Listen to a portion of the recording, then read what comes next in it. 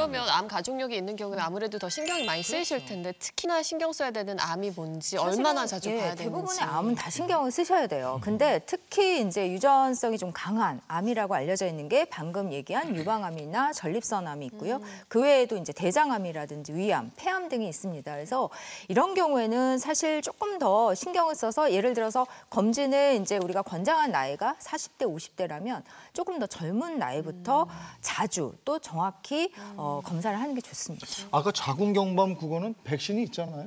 그거 맞으면 되지 않아요? 자궁경부암 백신은 그 바이러스를 예방하는 백신인데요. 보통 제일 좋은 나이는 25세 미만입니다.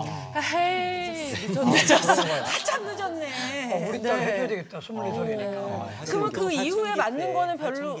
사춘기 때 미리 맞아야 돼요. 미리 맞아야 돼요. 그럼 나이가 저기 넘어서서는 별로 효과가 없는 근데 거예요? 뭐 40세 이전에는 맞으면 그래도 안 맞는 것보다는 낫다. 40대 이전에요? 그것도 넘어갔네요.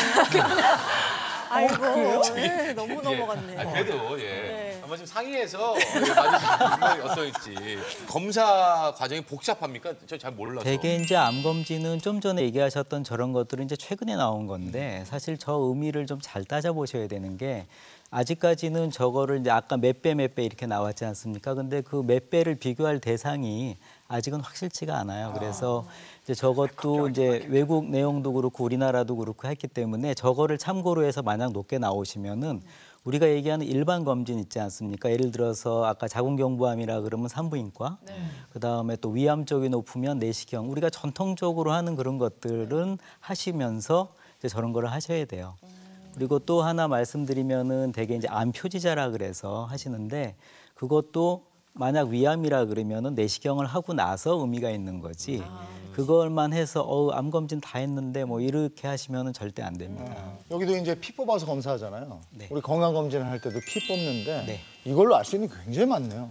그게 환자들이 항상 질문하시는 건데요. 무슨 검사를 하면 어떤 분은 그게 왜 안 나왔어요? 이러는 분도 있고 또 어떤 분은 이게 다 나왔어요? 이러는 분도 있는데 사실은 혈액을 우리가 이제 검사를 하게 되면 모든 검사가 다 나오는 건 아니고요. 예를 들어서 그분이 뭐 암 검진을 위해서 오셨으면 거기에 관련된 것들을 의사가 처방을 하는 거고요.